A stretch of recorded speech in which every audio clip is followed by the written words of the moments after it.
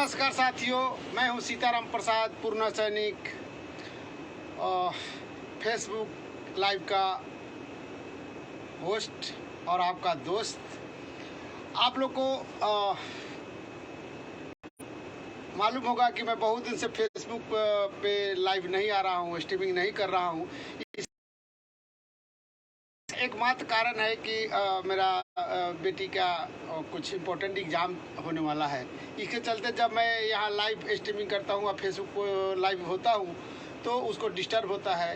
तो लाइव में तो बहुत है, लाइव फेसबुक करने के लिए और वीडियो बनाने के लिए, इसलिए मैं इसको अभी जीना इसी का नाम है। इसीलिए ज़िंदगी आती है जाती है, लेकिन जो परिवार की खुशी है उस खुशी के लिए मैं कुछ क्षण के लिए, कुछ दिन के लिए लाइव नहीं आ पा रहा हूँ। और लेकिन आज ऐसा मजबूरी हो गई कि मुझे फेसबुक लाइव आना पड़ा। सब सारे कठिनाइयों को धता बताते हुए, सारी मजबूरियों को धता बताते हुए, क्योंकि लाइफ में दोस्त का होना बहुत ही ज़रूरी है। और आज वही परीक्षा की घड़ी आई थी कि धीरज धर्म मित्र अरुणारी, आपत काल परेख उचारी।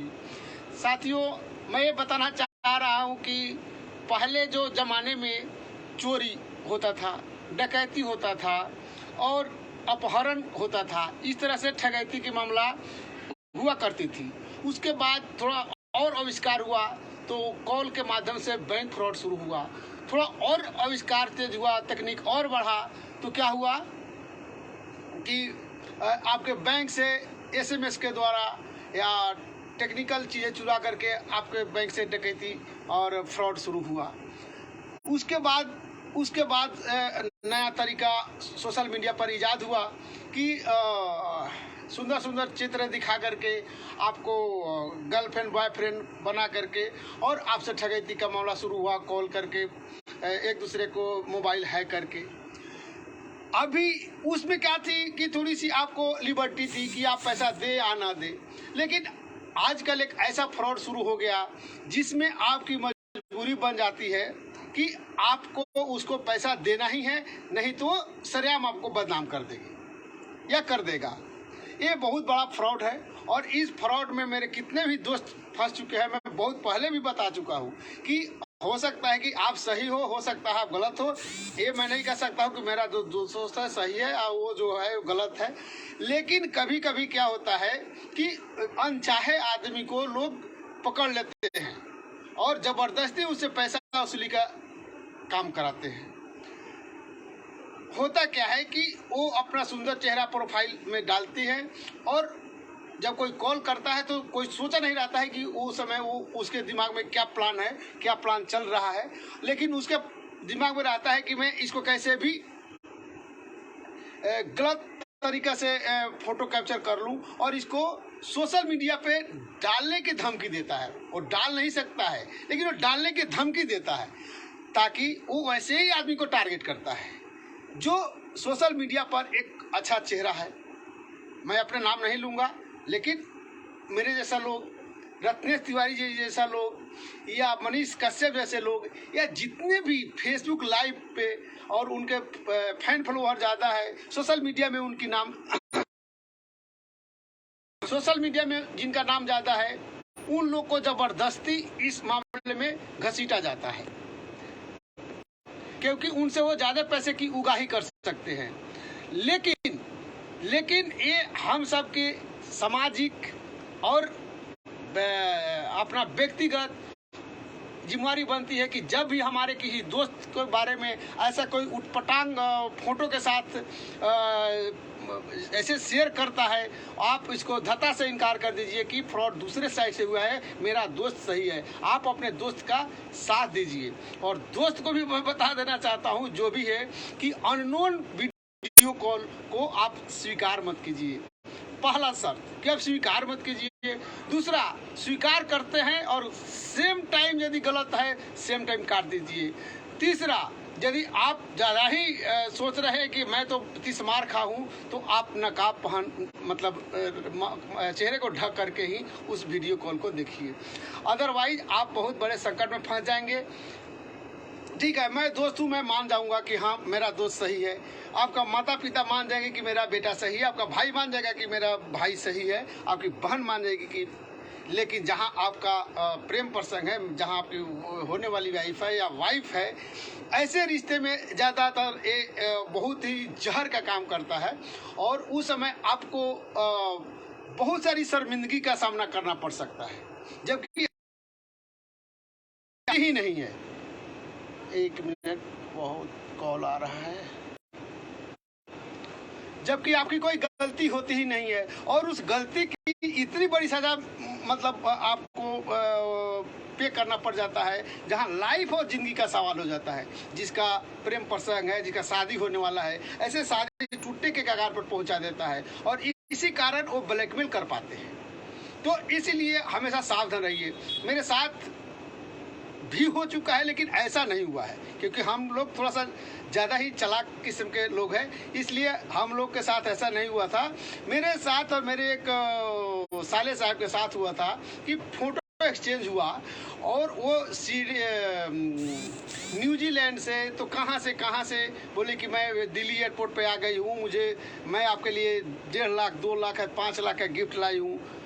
मुझे अपने उस साले साहब के लिए मैं बोला कि मैं पैसा तो ट्रांसफ़र नहीं करूंगा, लेकिन मैं खुद बॉम्बे एयरपोर्ट पे जाऊंगा और उसको रिसीव करूंगा। जब मैं बॉम्बे एयरपोर्ट पे गया, इस तरह के बात सुनते ही वहाँ का जो भी सिक्योरिटी वाले थे वो लोग हंसने लगे। मैं खुद हंस रहा था, लेकिन मेरे साले साहब का आदेश था कि जीजा जी आप जाइए, वहाँ मेरे लिए 5 लाख का गिफ्ट आया हुआ है और आप 30,000 रुपया देने में शर्मा रहे हैं, हिचक रहे हैं। तो इसलिए मेरी मजबूरी थी कि मुझे जाना पड़ा, और जब वहाँ गया तो सच्चाई बताया उनको, तो उनको विश्वास हुआ। तो अभी फ्रॉड का तरीका अलग था। उस समय मतलब क्या था कि आपके इच्छा के अनुसार वो पैसा ले सकता है। इसमें आपकी इच्छा हो या ना हो, वो आपसे पैसे का डिमांड कर सकता है या करता है, और आपको ब्लैकमेल करता है। क्योंकि यदि आप फेसबुक मीडिया पे, सोशल मीडिया पे आप एक्टिव हैं, आप एक चेहरा हैं, तो आपके साथ यदि कोई गलत तस्वीर डालेगा, तो भले 100 आदमी के पर डालेगा तो 5 आदमी विश्वास न 95 आदमी विश्वास न करे, लेकिन 5 आदमी विश्वास कर लिया, वो आपके इमेज को डैमेज कर सकता है। और ये इमेज डैमेज का जो गोरख धंधा है, ये हो सकता है कि वो कोई बहुरूपिया ही हो, लेकिन आपको डैमेज पहुंचा सकता है। तो इस तरह का कोई भी कॉल आता है, जैसे अभी रतीश तिवारी जी बोले कोई सीता राय करके है, वो बहुत सारा सुंदर फोटो प्रोफाइल किसी कहीं से चुरा करके, इसका धंधा ही है कि यदि 100 को कॉल किया, 200 को कॉल किया, 500 को कॉल किया, दिन में 2 मुर्गा फंस गया, 1 मुर्गा फंस गया, उतना काफ़ी है। और तो उसका धंधा चल पड़ता है, तो उसका तो धंधा यही है। तो वो ये देखता है कि कौन फेसबुक या सोशल मीडिया पे ज़्यादा ही अपना चेहरा उभार रहा है, वैसे ही लोगों को ये लोग कैच करते हैं, ज़बरदस्ती फेसबुक फ्रेंड बनाते हैं। और नहीं भी बनाइए, अब नहीं भी एक्सेप्ट कीजिए, आपका तो प्रोफाइल पूरा हैक कर लिया जाता है। अब चाहे अनचाहे में आप फंस जाते हैं। तो फंसे से कभी डरिए मत। जैसे आपका आईडी हैक होता है, आप एक सार्वजनिक सूचना डाल दीजिए कि दोस्तों मेरा आईडी हैक हो चुका है, और इसमें आईडी से जो कुछ भी लिखा जा रहा है, जो भी मैसेज किया जा रहा है, पहले पैसा मांगने का होता था, आजकल आपके साथ गलत चित्रण करने का जो ब्लैकमेलिंग का धंधा चल रहा है, अब डाल दीजिए, कोई फर्क नहीं पड़ता है। आजकल सब कोई समझता है, सब कोई समझदार है कि इतना जो फेसबुक मीडिया पे, सोशल मीडिया पर फेमस है, क्या वो गलत काम करेगा, किसी के साथ नंगा तस्वीर खिंचवाएगा ताकि दुनिया भर में उसके बदनामी हो? ऐसा हो ही नहीं सकता है।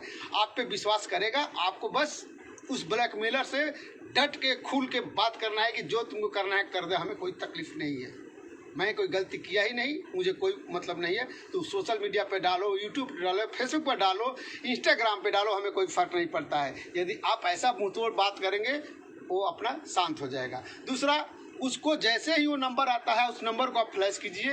हो सके तो, हालांकि ज़रूरत नहीं है, हो सके तो पुलिस में जाइए, एक नंबर दे दीजिए, कंप्लेन उसके अगेंस्ट में डाल दीजिए। और नहीं तो फेसबुक पर, व्हाट्सएप और आपका जो भी ट्विटर है, जितना भी सोशल मीडिया का प्लेटफॉर्म है, सब पे डाल दीजिए कि ये फ्रॉड है, ऐसा ऐसा होता है। जैसे प्यारे दोस्त हमारे डाल करके आप सबको आगाह किए हैं। और मैं इनको बोलूँगा कि बहुत ही अच्छा संदेश देने का काम किए हैं। भैया मैं तो थोड़ा सा फंस गया, आप न फंसे, जागरूकता फैलाए हैं। तो रत्नेश तिवारी जी को एक बार पुनः नमस्कार करता हूं कि हो सकता है कि इस चक्कर में और लोग भी न फंस जाए, इसलिए आपने आगाह किया, इसके लिए आपको पुनः धन्यवाद करता हूं। और जितने भी लोग हैं श्योर और सर्टेन होकर के, निर्भीक होकर के, यदि ऐसा कभी कुछ हो जाता है, आपको डरने की जरूरत नहीं है। आपको समझने वाला यदि है तो सही समझेगा, गलत समझने वाला तो उसको कभी आप बता ही नहीं सकते हैं। जो गलत समझता है वो कभी भी आपको सही समझ ही नहीं सकता है, चाहे वो ब्रह्मा बन करके क्यों ना आप उसको समझाएं। इसलिए ज़्यादा चिंता करने की जरूरत नहीं है। ब्लैकमेलर ही होता है, उससे डरने की कोई ज़रूरत नहीं है। फिर भी एक बार और आप सबसे अपील करता हूं कि कभी भी किसी का अननोन का वीडियो कॉल आता है, इसको एक्सेप्ट मत कीजिए। एक्सेप्ट करते हैं, कुछ गलत है, सेम टाइम काट दीजिए। तीसरा, यदि आपको ज़्यादा ही शौक हो रहा है कि नहीं भैया हम जानना है कौन है, चेहरे पे नकाब लगा करके आप देखिए, सुनिए, जिसकी आवश्यकता ही नहीं है। तो आज तो फेसबुक लाइव आने का जो मकसद था वो बता दिया कि ब्लैकमेलर लिंक का जो धंधा कहाँ से, चोरी डकैती और बैंक फ्रॉड से लेकर के, कॉल फ्रॉड से लेकर के आज ब्लैकमेलिंग तक पहुंच गया। ये दिन बर दिन अपना प्रोग्रेस, उन्नति कर रहा है। वैसे ही हमें अपना दिमाग को उन्नति के राह पर ले जा करके अच्छा संस्कार सीखना है, अच्छा रास्ता दिखना है और अच्छे कार्यों में अपना समय व्यतीत करना है, ना कि ये फेसबुक, व्हाट्सएप और सोशल मीडिया के गंदे और जो वाहियात मैसेज है उस पर हमें अपना समय बिताना है। तो आगे मैं एक और बात बताना चाह रहा हूँ कि ये तो रहा मतलब आज के परिवेश में जो चर्चा किया कि जो ब्लैकमेलर है उसे डरना नहीं है, उसे डट कर सामना करना है। जब तक डट कर सामना नहीं करेंगे तब तक आप ब्लैकमेल होते रहिएगा, और ब्लैकमेल तब तक होते रहिएगा जब तक आप डरते रहिएगा। जिस दिन डर छोड़ दीजिएगा, उसको डराना शुरू कर दीजिएगा, ब्लैकमेलर खुद पीछे हट जाएगा। इसलिए कभी भी एक तो ऐसे फ्रॉड वाले का एक्सेप्ट मत कीजिए, और किसी भी कारणवश आपको चंगुल में ले लेता है, आप डरिए मत, सार्वजनिक होने दीजिए, कोई गम नहीं है। एक बार बता दिया कि जो आप पे विश्वास करता है वो विश्वास कर लेगा आपके बात पर, और जो नहीं विश्वास करता है आपके बात पर, वो ब्रह्मा जी बन करके भी आप बोलिएगा तो नहीं मानेगा। तो जो हमें परवाह करता है उसके लिए परवाह है, जो नहीं हमें परवाह करता है उसके लिए परवाह करना ही नहीं है। इसलिए ब्लैकमेलर के चंगुल में कभी फंसना ही नहीं है। लेकिन कैसे नहीं फंसेंगे, वो 3 बातें आपको बताया हूँ, और अपने दोस्तों को यही संदेश देना चाहता हूँ कि कभी डरिए मत और डट कर सामना कीजिए ऐसे भी किसी परिस्थिति का। साथ ही एक छोटा सा कहानी बताना चाह रहा हूँ कि एक पिता और पुत्र थे, तो धोबी थे, तो उनको एक गधे की जरूरत थी। वो दोनों पिता पितृ गए गधा खरीदने। गधा खरीद करके जब आ रहे थे तो पिता ने क्या बोला बेटा को कि जब चल ही रहे हैं तुम गधे पे बैठ जाओ और साथ चलते हैं, दोनों को पता चले क्या ज़रूरत है। कुछ दूर भी गया तो लोग हंसने लगे और बोलने लगे कि कैसा गधा आदमी, कैसा बेवकूफ़ आदमी है, बूढ़ा बाप पैदल चल रहा है और जवान बेटा गधे पर बैठा है।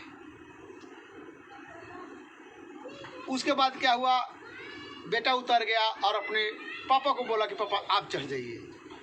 कुछ आगे बढ़ता है तो लोग बोलता है कि कैसा बेवकूफ़ बाप है कि बेटा पैदल चल रहा है और बाप गधे पे बैठा है। जब ये बातें सुन करके जब दोनों उतर गए तो कुछ दूर पर पहुंचा तो कुछ लोग बोले अरे कितना बेवकूफ़ दोनों है कि गधा पैदल चल रहा है, खाली हाथ चल रहा है, और दोनों पैदल चल रहा है। तो क्या हुआ कि बाप और बेटा दोनों चढ़ गए गधे पे। कुछ दूर गया तो कुछ लोग लगे बोलने कि अरे कितना बेवकूफ़ आदमी है, कितना बेवकूफ़ आदमी है कि ये